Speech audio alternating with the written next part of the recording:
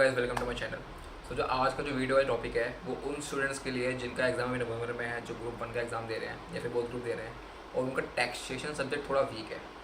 सो ये वीडियो बिल्कुल उनके लिए नहीं है कि जो जिनका मतलब ऑलरेडी बहुत अच्छे से प्रिपेयरिंग कर रहे हैं। उनके लिए जो हमारे जैसे जो स्टूडेंट्स होते हैं जो स्टार्टिंग में थोड़ी सी मतलब लाइन करते हैं, वो बताता हूँ मैं क्या एक्सपीरियंस है। पहले मैं अपना एक्सपीरियंस बताऊँगा कि मेरा टैक्सेशन का क्या था, कैसी मेरी हालत थी, कैसे मेरे आई थिंक 42 या 43 मतलब मैं पास हुआ हूँ टैक्सेशन में। वो भी जैसे जैसे करके मैं बताता हूँ कैसे कैसे पास हुआ मैं। थोड़ा सा अपना एक्सपीरियंस बताता हूँ। सबसे पहले बात करता हूँ मैंने क्लासेस किससे ली थी। क्लासेस ली थी मैंने डीटी की अपनी बमन मोराना सर से, और आईडीटी की ली थी बीएन अग्रवाल सर की। अगर मैं रिव्यू बताऊँ थोड़ा सा, सो बीबी सर बेस्ट है, कोई दिक्कत नहीं है। उनकी जो कॉम्पैक्ट है, अगर उनकी कॉम्पैक्ट बहुत ज़्यादा हेल्पफुल है, लास्ट मोमेंट तक आपकी रिविजन करवा देगा वो, ठीक है।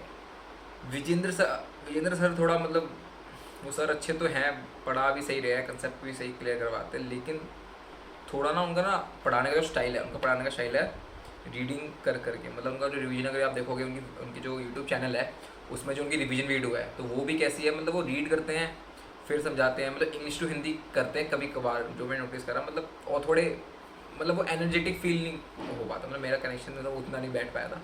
तो मतलब ठीक है, ओके ओके कंसेप्चुअली ठीक है। सो हर स्टूडेंट्स की तरह जो बेसिकली स्टूडेंट ज़्यादातर होते हैं उनका यही होता है कि पहले क्लासेस ले लेंगे फिर आराम से पढ़ लेंगे। लेकिन लास्ट में मेरा भी ऐसा नहीं हो पाया। डीटी की सर अगर मैं बात करूँ, जब मैंने बीबी सर की क्लासेस ली थी तो उस टाइम में मैं क्या करता था, बस क्लासेस लेता था, ठीक है। जो भी नोट्स करवाते लिखवाते थे वो लिखता था।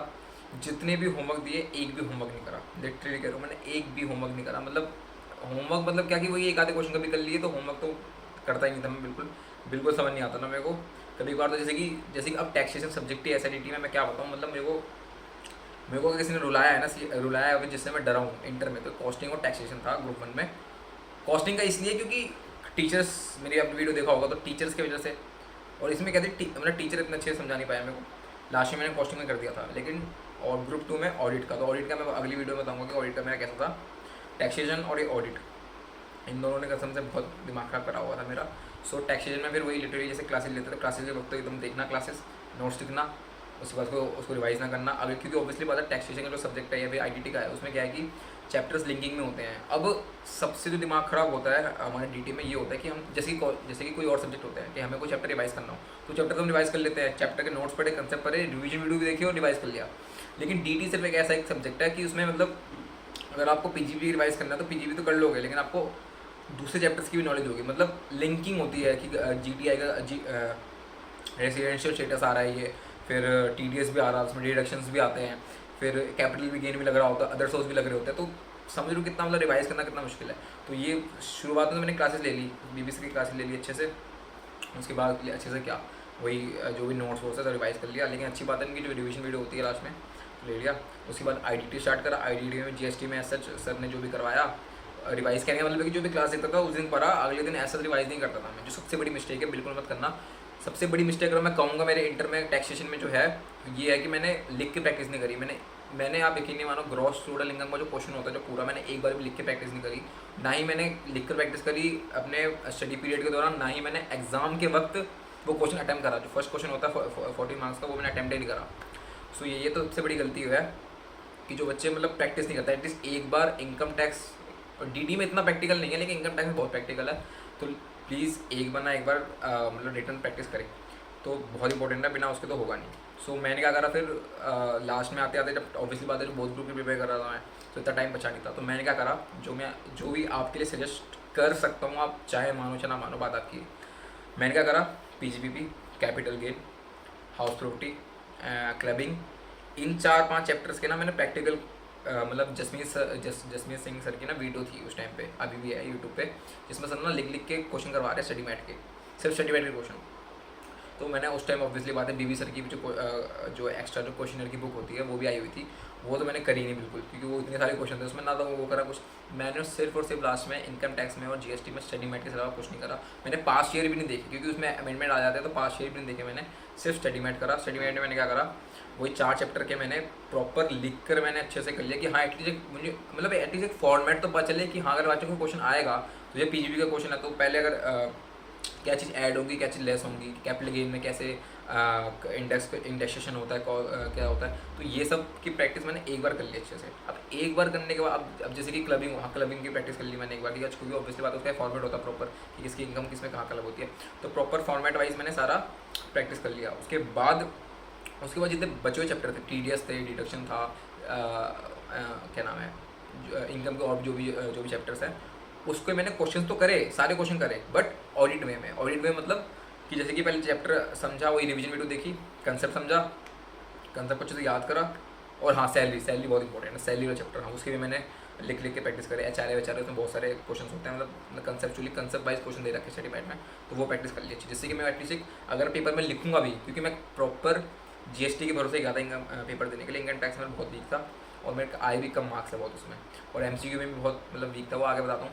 सो मेरा मुद्दा ये है कि आपको कुछ चैप्टर्स की तो प्रैक्टिस करनी पड़ेगी एक बार लिखे, क्योंकि एटलीस्ट आपको आपने कुछ भी प्रैक्टिस नहीं करा हाथ से लिखकर, तो उस टाइम पे प्रॉब्लम आ जाएगी, क्योंकि क्वेश्चन तो ऑब्वियसली बात है एक फॉर्मेट वे में कौन से कहाँ सेट ऑफ क्या होगा, लॉस हो, तो लिख के आपको करना पड़ेगा। तो वो एक बार मैंने लिख के कर लिया। उसको लिखने के बाद मैंने क्या करा, सिर्फ और सिर्फ डेली रिवीजन करने लग गया, किसके, प्रोविजंस के, इनकम टैक्स के प्रोविजन, जितने भी प्रोविजन है, जितने भी डेप्रिसिएशन का रेट है, जितना भी 35 AD, वो सब सारे प्रोविजन धीरे धीरे करके रोज मतलब वही टाइम टू टाइम रिवाइज करने लगे, क्योंकि मुझे पता है कि अब प्रैक्टिस करने वाला टाइम में है नहीं, तो मैं सिर्फ प्रोविजन के भरोसे चला जाता हूँ मैं एग्जाम देने के लिए। तो सिर्फ मैं प्रोविजन याद करके एग्जाम देने चला गया। GST को मैंने थोड़ा अच्छा करा था as compared to income tax. GST में मैंने क्या करा, वही जसमीन सर की फिर से ITC के क्वेश्चन, पेमेंट ऑफ टैक्स, मतलब जो भी मतलब GST के जो प्रैक्टिकल क्वेश्चन आता है पहला, वो मैंने प्रॉपर अटेम्प्ट करा था।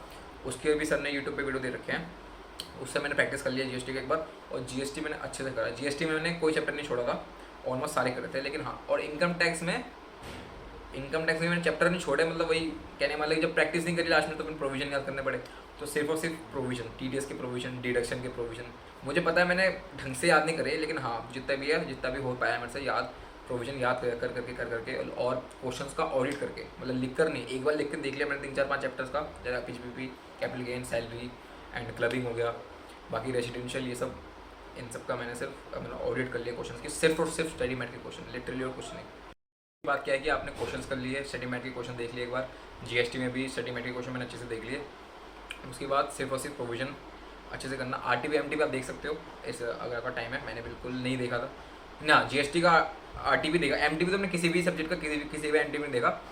इनकम टैक्स का भी मैंने RTP MTP नहीं देखा, लेकिन हाँ GST का मैंने RTP देख के गया था, क्योंकि मुझे पता है GST थोड़ा, क्योंकि आपको सिंपल सी बात, अगर आपको पास होना है तो आपको एक सब्जेक्ट, एक इनकम टैक्स GST में एक को स्ट्रॉन्ग रखना पड़ेगा। तो मेरे टाइम पे ऑब्वियसली GST था, और ये तो मैं फिर प्रिपरेशन करके गया, और आराम से, अगर टाइम है, अभी भी 2 मंथ्स है आपके पास, आराम से आप टाइम दे सकते हो। क्वेश्चंस मैं कह रहा हूँ GST में भी ITC और पेमेंट ऑफ टैक्स एंड कुछ ही चैप्टर से प्रैक्टिकल आता है, बाकी ऑलमोस्ट थ्योरी होता है, तो उसकी प्रैक्टिस कर लो एक बार। उसके बाद उसकी रिवीजन, जितनी बार रिवीजन मारते रहोगे, जितनी बार रिवीजन मारते हो, आपके पास एक प्रॉपर एक कंसेप्चुअल बुक या फिर कोई चीज़ से भी आप पढ़ रहे हो, वो आपके होनी चाहिए, जो आपको लास्ट टाइम एग्जाम से एक दिन पहले, जिसको देखकर आप जाके एग्जाम देने जाओगे, जो कि आपके MCQ में हेल्प करेगा, कि जितने अच्छे से आपको प्रोविजन, एक एक चीज़ अच्छे से देखो, जो चैप्टर आप अच्छे से कर रहे हो, तो आपको मतलब ऐसा ही प्रिपेयर होना चाहिए कि तुम में से कुछ भी पूछ ले, ऐसा होना चाहिए प्रिपरेशन, ठीक है। बेशक मुझे पता है वो 100% नहीं होगा, मतलब सारे चैप्टर से नहीं होगा, कुछ चैप्टर से होंगे, लेकिन कुछ चैप्टर जो भी कर रहे हो तो 100% की हाँ कहीं से कुछ भी पूछ लो, ठीक है। सेम केस इनकम टैक्स में भी। अब इनकम टैक्स में तो मतलब उसको रिवीजन करना मतलब मौत आना, मतलब इतना मुश्किल होता था रिवीजन करना, इसलिए मैंने क्या करा, फिर डेली बेसिस रिवीजन करते थे। आज कैपिटल गेन करा, कल थोड़ा सा क्या बोलते हैं, सैलरी करा, सैलरी के सारे लिमिट्स, HRA, मतलब इतना मतलब मुश्किल, इसके लिए अलग से वीडियो बनाऊंगा कि कैसे अब नहीं की जरूरत नहीं पड़ेगी। तो मैं कहने का समझ रहा हूँ ना कि कितना रिवाइज है। कहने वाला ये कि आपको उस 3 घंटे के टाइम पे ना वो सारे प्रोविजंस, वो HRA का वो एक लिमिट, वो सारे लिमिट जितनी भी है वो सारे आपको मतलब याद आने चाहिए उस टाइम पे। ऐसे सेम GST का, तो सोच रहे हो, तो इसका मतलब आपको प्रैक्टिस एक बार करनी है। उसके बाद क्वेश्चंस का ऑडिट कर सकते हो, जैसे कि प्रोविजन देख लिया मैंने, अच्छे से समझ लिया, उसके बाद क्वेश्चन देख लो कि हाँ, कि एक बार आप प्रैक्टिस कर लोगे, आपको समझ आ जाएगा कि हाँ ऐसे ऐसे करके करना है, ऐसा होना चाहिए, ऐसा होना चाहिए। बार बार उस पर प्रैक्टिस से वो मतलब एक ही चीज़ हो, जितने ज़्यादा आप प्रोविजंस याद कर सकते हो अच्छे से उस टाइम पे, आपका वो उससे ज़्यादा बेनिफिशियल होगा, if you can try for.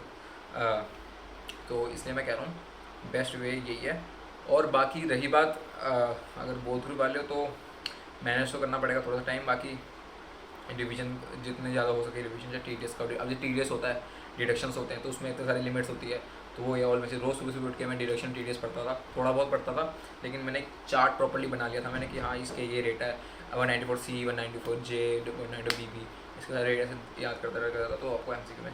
अब बात करते हैं एग्ज़ाम के वक्त। तो एग्ज़ाम के वक्त मैंने इतना तो प्रिपेयर कर लिया, लेकिन उस टाइम पे क्या हुआ कि मैंने GST से स्टार्ट करा, और लिटरली मेरा नवंबर 22 अटेम्प्ट में इनकम टैक्स थोड़ा ईजी आया था, GST थोड़ा टेक्निकल आया था। तो मेरे को पता है फिर मैंने कैसे करा एग्ज़ाम। जैसे मैंने जो भी मेरे को आता था, मेरे को पता है मैंने 80% पेपर अटैम्प्ट करा था, मैंने फुल पेपर अटैम्प्ट नहीं करा। मैंने इनकम टैक्स में बहुत क्वेश्चन छोड़े, 2-3 क्वेश्चन छोड़े थे। एक तो फर्स्ट क्वेश्चन छोड़ दिया 40 मार्क्स का, और उसके बाद जो दूसरे एक आधा क्वेश्चन है वो भी छोड़ दिया। सो आगे GST में मैंने पूरा पेपर अटैम्प्ट करा। तो आपको प्लीज़ डरने की जरूरत नहीं है, अब जितना कर रहे हो अच्छे से करो, और दोनों में से प्लीज़ एक को स्ट्रॉन्ग रखना अच्छे से, और रिवीजन, सारा प्रोविजन जो है बार आपका मतलब रिवाइज होना चाहिए। बाकी इसके बेसिस पे हो जाएगा। तो कोई भी डाउट हो, कोई भी हो, मेरा नंबर आपके पास आई, so you can connect me there. Bye.